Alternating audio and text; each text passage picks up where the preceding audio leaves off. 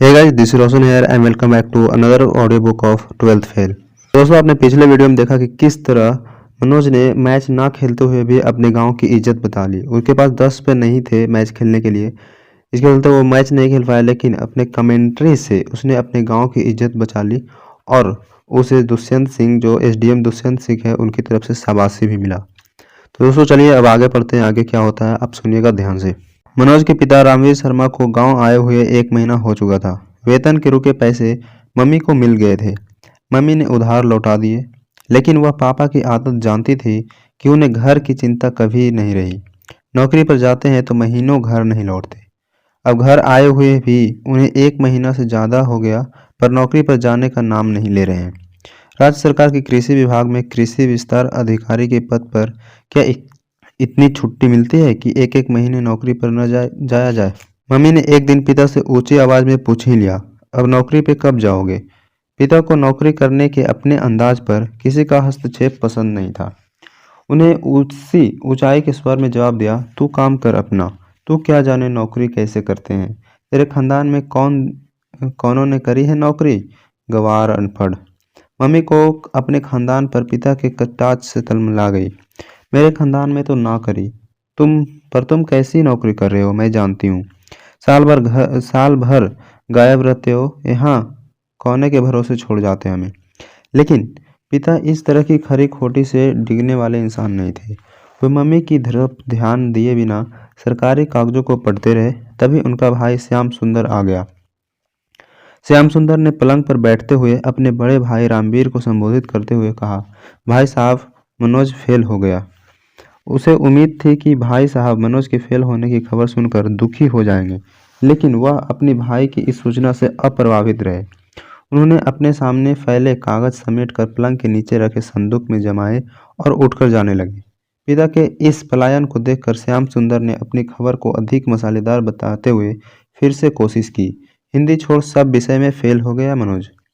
पिता को देखकर लग रहा था कि उसे अपने बेटे के फेल होने की चिंता नहीं है, किसी अपरिचित के फेल होने की खबर दी जा रही है। सुख दुख क्रोध विषाद से परे उनका चेहरा पूर्ववत जल बना रहा। फेल पास, यश अपस से उन्नति अवनति हानि लाभ से परे था उनका व्यक्तित्व। उन्होंने श्याम सुंदर को अनसुना कर बक्से में से छोटा सा ताला लगाया, उसे 1-2 बार हिलाकर देखा और बक्से को पलंग के नीचे खसका कर बाहर जाने लगे। श्याम सुंदर मनोज के फेल होने जैसे रोचक विषय पर शायद लंबी चर्चा चाह रहा था, इसलिए उसने फिर से कोशिश की। गणित, फिजिक्स, केमिस्ट्री में 10 नंबर भी नहीं छू पाए। अंग्रेजी में 50 में से 12 नंबर आए हैं। मजबूत दिल के पिता ने अपने पुत्र की इस प्रोग्रेस रिपोर्ट को भी अनसुना कर दिया। पिता को चुप देखकर मां ने बोलना शुरू किया, मोड़ा फेल हो गए हो और इनके कान पे जू न रेंगती। पिता ने जब यह उल्हाना सुना तो वह सिगरेट सुलगाकर पलंग पर बैठ गए। उन्होंने 2-3 लंबे कस खींचे और श्याम सुंदर के चेहरे की ओर देखा। श्याम सुंदर ने अपने बड़े भाई को उसके कर्तव्य याद दिलाने शुरू किए। मैंने तो पहले ही कही थी कि मनोज को अपने साथ ले जाओ, साथ रहेगा तो कुछ तो पढ़ लेगा, गांव में तो आवारागर्दी ही करता है। हो गया फेल। मनोज 8वीं क्लास तक पिता के साथ ही रहा था। रायपुर, गरियाबंद और फरसाबाद में पूरा परिवार साथ रहा, लेकिन 4 साल से मनोज, कमलेश, छोटी बहन रजनी और मम्मी को गांव में ही रहना पड़ रहा। पिता उन्हें अपने साथ डिंडोरी नहीं ले गए। मनोज ने पढ़ाई के लिए सबसे जरूरी 4 साल गांव में रहकर बर्बाद कर दिए। कमलेश को पढ़ाई में रुचि नहीं थी, उसने तो 8वीं के बाद ही पढ़ाई छोड़ दी थी। रजनी तो लड़की थी, पिता की नज़र में उसे पढ़ाई की कोई ज़रूरत नहीं थी। पिता को अब श्याम सुंदर के इस एक तरफा डिस्कशन में बिल्कुल रुचि नहीं थी। उन्होंने पलंग पर बैठे बैठे सिगरेट की राख झाड़ी और भरी आवाज में निष्कर्ष वाक्य बोला, अगले साल हो जाएगा पास। इतना कहकर वह लापरवाही और झूमती हुई चाल से सीढ़ियों से उतरने लगे। उतरते उतरते उन्होंने मम्मी से कहा, 10 बज गए, नाश्ता कब बनाओगी? भूख से मारने का विचार है का? मनोज को जब पता चला कि वह हिंदी को छोड़कर सभी विषयों में फेल हो गया है, तो वह दुखी होकर पुलिया किनारे हनुमान जी के मंदिर में बैठा काफ़ी देर तक आंसू बहाता रहा। हिंदी के पेपर में उसे 100 में से 62 नंबर मिल गए थे। हिंदी सरल होने के अलावा उसकी रुचि का विषय भी था। उसे उपन्यास, कविता और कहानियाँ पढ़ने का शौक था, लेकिन हिंदी अकेले उसका बेड़ा पार नहीं लगा सकती थी। अंग्रेजी ने भी धोखा दिया था। माय बेस्ट फ्रेंड पर ऐसे लिखते समय केवल अपनी पहली लाइन उसने ठीक लिखी थी। माई बेस्ट फ्रेंड ई राकेश। इसके बाद उसे गलत स्पेलिंग और टेंस का सहारा लेना पड़ा। वह 2-3 लाइन के आगे नहीं लिख पाया। मंदिर से बाहर निकलकर वह अपने दोस्त राकेश के घर चला गया। दुखी मनोज को राकेश ने सांत्वना देते हुए कहा, अब तो दिन भर गया है, कब तक मुंह लटकाए रहेगा। विष्णु फर्स्ट डिवीजन से पास हो गया था। उसे अपने पास होने की खुशी थी, पर मनोज को सांत्वना देना भी उसकी मजबूरी थी।